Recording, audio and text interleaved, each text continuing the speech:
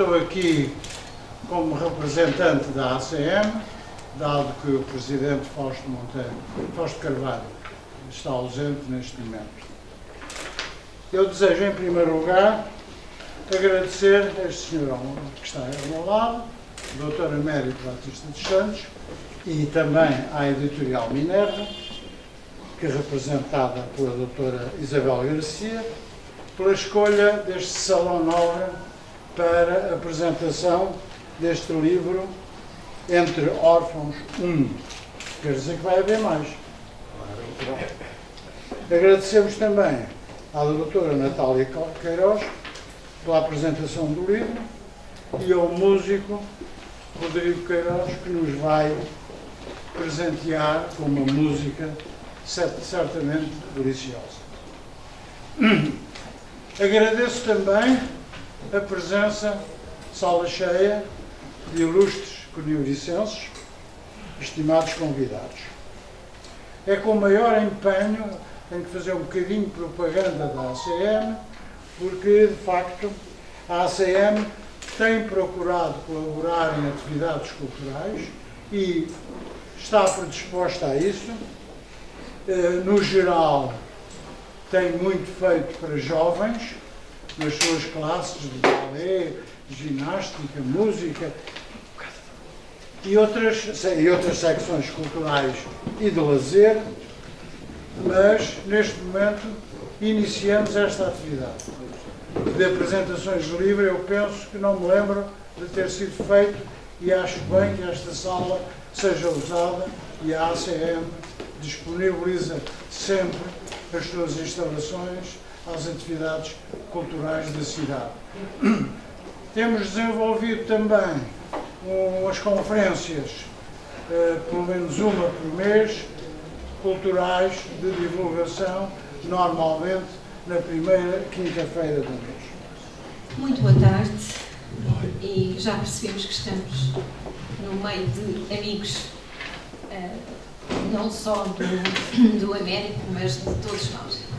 É um gosto estar aqui. Eu começo por cumprimentar, em primeiro lugar, o professor Adriano Pedroso Lima, em representação da direção da ACM, a quem desde já queremos agradecer a assistência desta magnífica sala, que muitas pessoas não sabem, mas realmente neste momento considero que em Coimbra é um bom espaço para se fazerem apresentações de livros, como agora o Dr. Adriano referiu, que está à disposição. Esta sala, neste belo e emblemático edifício, que faz parte da vida de muitos de nós, dos nossos filhos e netos, não só com a frequência das atividades físicas, como ainda com as atividades federadas e culturais. Os nossos parabéns também pela programação das conferências do ocaso, como agora o professor referiu, que já são de frequência obrigatória para alguns de nós. Cumprimentar e agradecer à senhora doutora Natália Queiroz, juíza jubilada, nossa autora também amiga, e como também muitos sabem, uma mulher com M grande e de referência solidária e cultural marcante, e que hoje fará a apresentação deste livro. Ao nosso amigo pintor, mestre Vítor Costa, que nos brinda e sensibiliza com as suas criações artísticas, e quem em boa hora o nosso querido amigo Américo Santos solicitou a imagem para a capa. De uma forma muito especial e amiga, cumprimento o Dr. Américo Santos, responsável por hoje nos encontrarmos aqui, a quem agradecemos ter-nos dado o privilégio de sermos seus editores. Somos amigos desde há longa data, mas há muita coisa sobre o Américo Santos, também juiz jubilado, que só quando publicámos este seu livro com o currículo, como podem ver é muito pequeno o currículo do Dr. Américo Santos, é que nos apercebemos da grandiosidade, não só a nível profissional, como também a nível solidário e humano. Uma palavra de agradecimento devido ao Dr. Rodrigo Queiroz, exímio e talentoso violinista, a quem agradeço desde já o momento musical que se seguirá. Uma palavra de especial apreço também ao Linda Maia, que tem aturado o autor e me tem aturado também. Muito obrigada. Uma saudação muito especial à família do autor, à sua esposa, a doutora Maria Alice, e aos netos Mariana e João Miguel, e à restante família, obviamente. A todos vós que hoje nos envolvem com o vosso abraço. Entre Órfãos é a primeira publicação de um vastíssimo arquivo que vamos ter a oportunidade, penso eu, de ver, onde estão reunidas todas as vivências de 77 anos de vida e 65 do movimento associativo do Dr. Américo Santos. Neste livro, o autor dá-nos a conhecer a sua vivência enquanto diretor técnico do Colégio dos Órfãos de Coimbra, Colégio São Caetano da Santa Casa de Misericórdia de Coimbra. Quando lhe pedi um texto para colocar na banana, ou que me mandasse um texto para resumirmos, e sabendo destas 60 páginas de texto do currículo dele, o Américo, à boa maneira de quem o conhece, disse: não sei, não ponhas nada, não interessa. Daqui também se vê realmente o que é importante na vida para ele. E eu acho que ao lermos este livro, que a Otília Maia, a Linda Maia, deixa-me tratá-la assim, teve um trabalho infindo de escanar os ofícios e que depois nós transcrevemos, porque alguns não se liam e considerámos que era importantíssimo deixar visível o trabalho humano que o Américo fez durante aquele tempo, enquanto foi diretor técnico, zelando pela vida diária, afetiva daqueles meninos. E é essa grandiosidade humana que nós, obviamente, não sabíamos e não conhecíamos, mas a doutora Natália certamente vos irá falar sobre isso. Então, o que é que ele me disse? É natural de Ceira, licenciado em Direito, eu acrescentei, é juiz jubilado, tendo-se dedicado ao longo da sua vida ao associativismo desde 1958 em várias causas humanitárias. Integrou dezenas de órgãos sociais, foi presidente da Associação dos Antigos Estudantes de Coimbra, da Associação de Futebol, entre outros, sendo ainda presidente das mesas das Assembleias Gerais da ACM e do Sport Clube Benimericense e cooperante do Centro de Apoio Familiar e Vicentino de Coimbra. Isto foi apenas o que ele nos quis dizer, mas, como já percebemos, há muito mais que se diga sobre o Américo Santos. Eu queria só dizer-vos alguma coisa sobre a doutora Natália Queiroz. A doutora Natália Queiroz também é conhecida da maior parte de nós, mas eu gostava de dizer brevemente que nasceu em Lisboa, radicou-se em Coimbra desde há longa data, é licenciada em Direito e ingressou a seu tempo na Judicatura Judicial, funções de que agora se encontra jubilada. Independentemente das várias tarefas e funções que teve, desde sempre, a necessidade de escrever não só poesia faz parte da vida dela, compulsivamente. Cumprindo tal ingência, tem vindo, após a jubilação, a tentar materializá-la. E desta forma, e também porque as crianças e a juventude são o terreno que entendo dever dar-se particular atenção na formação literária da língua pátria, começou por, num período de 5 anos, em regime de puro voluntariado, com a participação de alunos do Colégio dos Órfãos de São Caetano, a criar e manter um pequeno jornal, o Colégio, cujos modestos donativos revertiam naquela altura a favor daqueles. Em simultâneo, durante o ano 2005, colaborou com a Antena 2 no programa Sarabanda da Responsabilidades de Lima, com a rúbrica Máscaras, crónicas sobre assuntos odiernos de varia índole. Entretanto, e sentindo desde sempre o teatro como outro meio privilegiado da cultura e a inserir na formação de jovens, em princípios de 2004 criou, com o apoio do município de Cantanhede, o Grupo Teatro Infantil, na biblioteca do município, da qual resultou um total de 32 peças, 23 da sua exclusiva criação e as restantes adaptadas, que nós, Edições Minerva Coimbra, tivemos o privilégio já de publicar 2 volumes.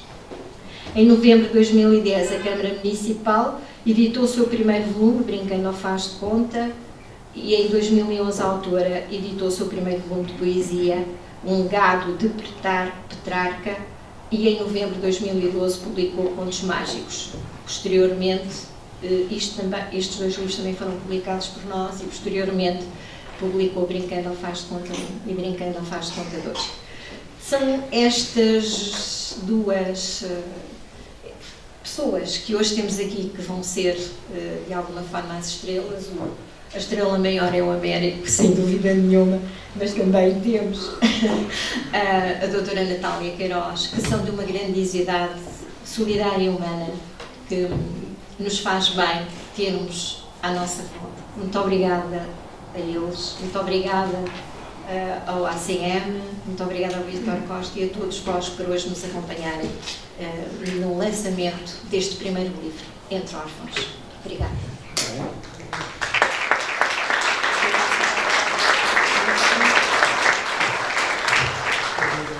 Estou relativamente emocionada e peço desculpa por isso, porque em toda esta temática está envolvida uma pessoa que fez parte e faz ainda hoje parte da minha vida, que foi a minha vida inteira.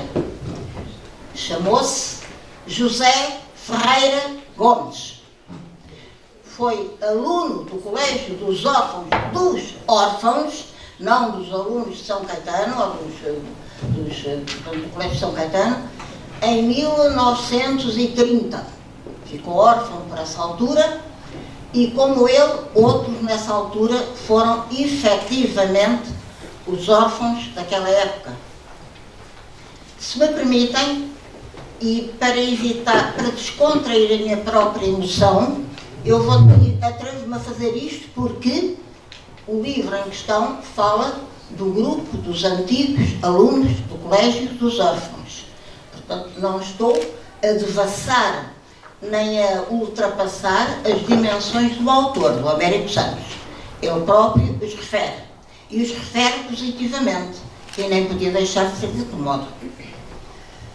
E eu sou o último elemento dessa baforada de gente, ou seja, eu é que já sou velha como o trigo, porque tudo mais desse grupo, se me permitirem, eu vou dizer os nomes. José Ferreira Gomes, órfão mesmo, os tempos de 1926, 1930, ficou sem pai, sem mãe, e aquilo ainda era o Colégio dos Órfãos. Belisário, Vieira das Canetas, Simão, Mota Rico, José Manuel, não sei o apelido, não lembro de cor, tenho lá em casa, mas não trouxe essa preocupação. E mais um outro, Alfaiate, Manuel, se não estou em erro, que foram o grupo, e eu, Natália Queiroz, que não fui aluna do Colégio dos Órfãos, fui de outro colégio, mas aqui em Coimbra não, que fizemos o chamado grupo dos antigos alunos do Colégio dos Órfãos. Isto em 1976, fins de 76, para que eu aproveito já aqui a fazer uma correção, culpa minha porque vi o livro e não corrigi. O Dr. Américo Santos, já nessa altura, fins de 76, era referenciado entre nós, o grupo dos velhos que estavam a tentar fazer o estatuto dos antigos alunos, passo o termo, como finalmente tinha chegado um rapaz novo, recém-licenciado ao direito, que se entendia muito bem com a rapaziada. era o novo diretor do Colégio dos Órfãos, Américo Santos. Nessa altura não sabia o nome dele. Viu em 1977 pela primeira vez, numa reunião que nós fizemos nas velhas ruínas onde é agora a Faculdade de Psicologia, não é? Que na altura nos foram cedidas para reunir, onde fizemos a primeira reunião e o primeiro almoço de confraternização com os que fomos tentando chamar, porque a ideia era, os que estavam aqui em Coimbra, que era aquele grupo que eu citei inicialmente, era contactarem uns e outros a ver se apanhavam o resto daquele grupo, dos antigos órfãos ou não, uns eram órfãos completamente, outros não tinham sido. Havia várias diatribes que justificavam um jovem ser entregue a um colégio. Nenhuma delas era negativa. E não era por ser órfão ou deixar de ser órfão que a instituição era menos válida, atenção. Mas foi esse grupo, portanto, que deu origem àquela instituição que se chamou, e já se extinguiu porque não tinha razão de existir, a certa altura, Associação dos Antigos Alunos do Colégio dos Órfãos. Para que é que nós servíamos?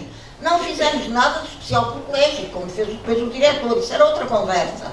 Fizemos apenas isto. A ideia era uma almoçarada por ano, uma festa, uma missa, muitas cantorias, todos celebravam, olha aquele que entrou no ano tal, olha, e depois falavam as alcunhas uns para os outros.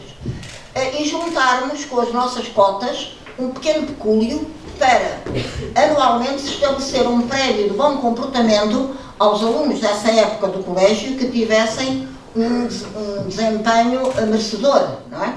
Fora disso, o Belisário, por exemplo, que era um senhor que ao tempo estava muito mais disponível do que o meu marido, que era o José Ferreira Gomes, nessa altura ainda trabalhava fora, portanto não tinha tanta disponibilidade como isso, mas o Belisário, por exemplo, ele angariava, tinha sido ao tempo, pelo que eu percebi, muito relacionado com fornecedores industriais e comerciais, ele angariava tudo e mais alguma coisa para fazermos o quê? Para fazerem, como fizeram, uma pequena saleta, onde a rapaziada do colégio, a esse tempo, à noite, de vez em quando, com a autorização e o aval do respectivo, do respectivo diretor, que já era o Américo, porque isto em fins de 76 já se dizia.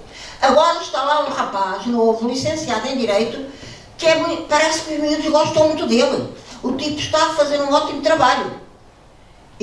A primeira vez que o vi foi em 1977, na primeira reunião almoçarada que fizemos com os primeiros que conseguimos rebuscar, num palco improvisado lá, ainda nas ruínas, cujo salão eu próprio andei a decorar, e ele com o seu fatinho cinzento escuro, com meia dúzia de vinhos ao lado, aliás, um rapaz muito bonito, que se diga a verdade. Está um bocado enjoado, mas isso passa. Eu também estou, portanto, posso me dar à vontade de fazer este comentário. Aguenta que eu também cá estou. Portanto, e nós no grupo dos velhos alunos, sentíamos muito gratificados, porque percebíamos que havia alguém do lado dos atuais ao tempo que conseguia jogar bem connosco e fazer aquilo que os antigos alunos gostariam que tivessem feito por eles 40 ou 30 anos antes. Mas cada época tem as suas realidades. Há algo que eu tenho a necessidade de vos dizer, porque é um desabafo. E se o autor se incomodar, a culpa é dele. Porque a primeira vez que eu ouvi este poema, e eu vou dizer só 3 estrofes, senão vocês levantavam-se e fugiam, isto é enorme, a culpa foi dele, que me convidou para uma jantarada, aqui em 2001, em que eu conheci este poema pela primeira vez. Continuas a ser o culpado, quer queiras, quer não. Então lá vai. Quero-te como quero ao ar e à luz, porque não sou a ovelha do rebanho, nem vendi ao pastor a alma e a grei. E onde não houver mais do que um redil, tu és a minha pátria e a minha lei. Gerou-te lentamente com revolta e dor a consciência dos escravos. renasces mais perfeita a cada dia. E sempre, com a dor cruel dos escravos, dá-te de novo à luz a humanidade. Querem mãos assassinas sepultar-te nas entranhas maternas. Em vão. Virás como a torrente desprendida, porque és o sopro e a lei da criação, e não há força que derrube a vida. Já todos conheceram, são 13 estrofes de um poema enorme, complicadíssimo, do nosso amigo já em produção. Ouvi este poema pela primeira vez num jantar que me convidou o Dr. América no outono de 2001. Não sei onde foi, já sei que eu não sou um grande, não sei a propósito de quê, não sei se da comunicação social, não sei qual era a emenda, mas sei que nunca mais esqueci o poema. Aliás, eu declamei por inteiro, que é uma coisa que nunca mais acaba. Ora bem, porquê isto? Porque eu acho que a cultura merece algum realce. E, portanto, só para falarmos de desgraças e orfãozinhos e não sei o quê, não vale a pena estar aqui. Isso vai continuar a existir, ou melhor, não vai, porque nós fazemos que não vá. Nós tentamos que não vá. Por outro lado, eu acho que o tema, a liberdade, tem tudo a ver com o nosso autor. Eu sei que a solidariedade será o perigo, mas não é facilmente ser solidário sem liberdade.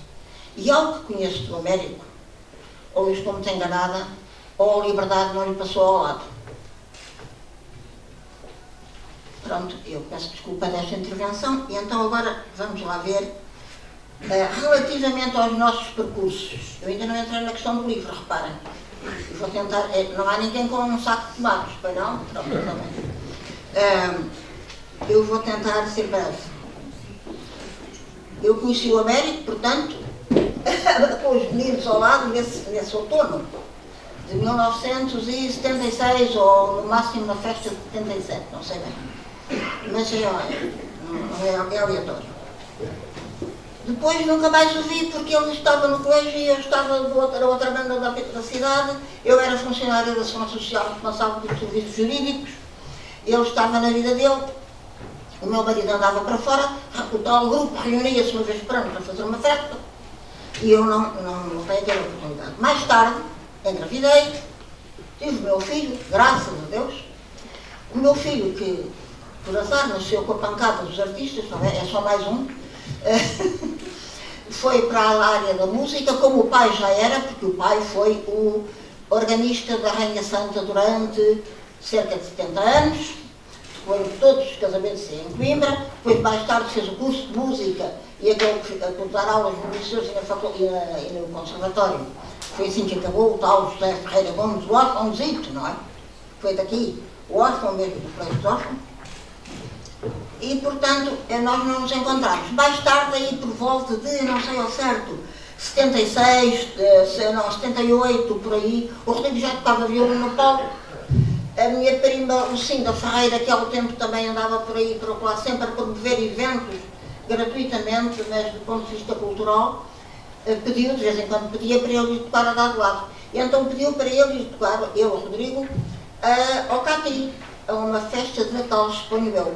E pela segunda vez eu vi o Dr. Américo no palco, nem sequer fomos apresentados no palco à distância. Pronto, ou seja, os nossos caminhos não se cruzaram. Eu estava na Segurança Social do lado de lá, ele estava no colégio do lado de cá. Eu só vinha ao lado de cá, nas festas do colégio, com aquele almoço anual, e isso não tinha nada a ver diretamente com a direção do colégio. O livro tem lá tudo. Se quiserem fazer o favor de ler o prefácio, está mesmo lá tudo. O que está em causa não é a alma do escritor. O que está em causa é toda uma ação. Porque a alma do escritor ali, com a verdade nua, simples e pura, sem pedâncias, é simples. O que há é um acervo de comunicações, de ofícios escritos, a exigir ou a sugerir determinadas medidas, no fundo a documentar determinadas necessidades que deixam transparecer aquilo que o diretor do colégio queria para as suas crianças. E isso eu digo no prefácio. E o livro diz tudo. Mas se não é um prefácio, é aquilo que eu chamo de solidariedade atuante. Portanto, não me interessa a conversa, interessam-me os factos. Se não era um prefácio, eu posso lê-lo rapidamente, para vocês me despacharem daqui, senão corro algum risco. Pediu-nos o autor um prefácio para este seu trabalho. Prefaciar uma obra literária é algo, a meu ver, de extrema delicadeza. Maiormente, se a obra é essencialmente um acervo de memórias documentadas oficinalmente, intercaladas de algumas páginas de prosa explicativa da correspondência oficial e um brevíssimo preâmbulo. A exiguidade da escrita e a minha inexperiência em tal tipo de trabalho levar-me-ia a nem sequer tentar. Contudo, conhecendo o autor e algo da sua dinâmica associativista e humanitária, a par de alguns factos por ele referidos, fácil me é perceber não só a essência dos relatos, como a importância do brevíssimo, mas rico intercâmbio com os antigos órfãos. Daí me atreva. Vejamos. Não valerá a pena estar agora a desenvolver isto, não me parece, se vocês quiserem lerem. A certa altura, que dizer-vos impõe-se analisar literalmente forma e conteúdo, deste aparentemente singelo opusco. Forma literária, quanto ao conteúdo, são memórias que eu não posso sindicar. Quanto à forma literária, eu vou dizê-lo. Simples, clara e objetiva, na introdução como nos ofícios.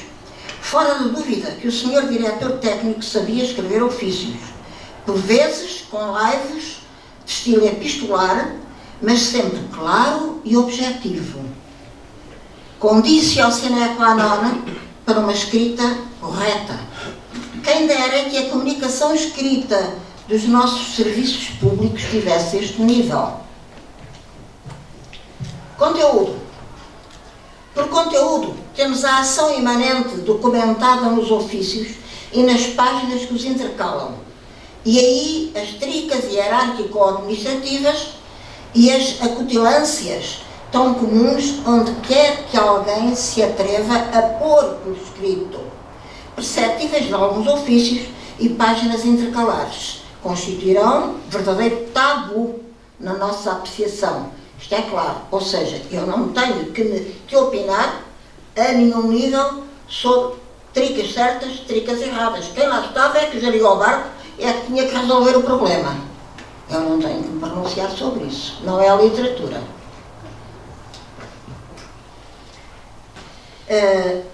São tabu na nossa apreciação. Outro sim, ou seja, outro tal não acontece com o que desses, e agora eu agradecia a vossa atenção mesmo, com o que desses textos emana de uma solidariedade real, fraterna, a querer concretizar-se no cotidiano daqueles jovens.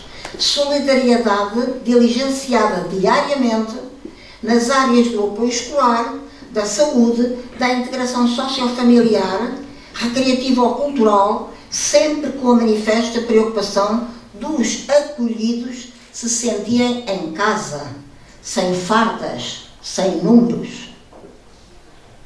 Acho que está dito, não é, meus amigos? Sendo certo que instituições, órfãos e solidariedade das décadas 30 e 40 não tenham nada a ver com a realidade humana e institucional que o nosso amigo autor dirigiu, instituições e sistemas de acolhimento têm ora uma outra abertura. Certo é, porém, que a necessidade de afetos, de ter por perto alguém em cuja boa vontade e justeza possa confiar quando as coisas correm menos bem, alguém que além do superior seja um amigo na infância e principalmente na adolescência, sempre foi e continua sendo vital. Essa realidade, qualquer um dos antigos órfãos, porque o autor refere que o intercâmbio com os antigos órfãos o ajudou a perceber toda aquela dinâmica sensível e psicológica. Essa realidade qualquer um dos antigos órfãos a saberia de cor. E como a recordariam naquelas reuniões de trabalho e lazer. A natural sensibilidade do autor e o seu espírito fraterno, claramente detectáveis no seu modo de dirigir o colégio, não poderia ficar insensível àquele grupo de velhos órfãos, meninos grandes, a recordarem tropelias antigas naquela sala em ruínas. Se alguma influência daí resultou, não terá sido negativa. A meu ver, a direção técnica do autor, imanente dos textos que integram este opúsculo, traduzem um autêntico manifesto de real solidariedade. Parabéns, Sr. Diretor Técnico. Até se conseguiu inspirar-me. E aí vai o resultado. Para si ou para o público, se o quiser incluir.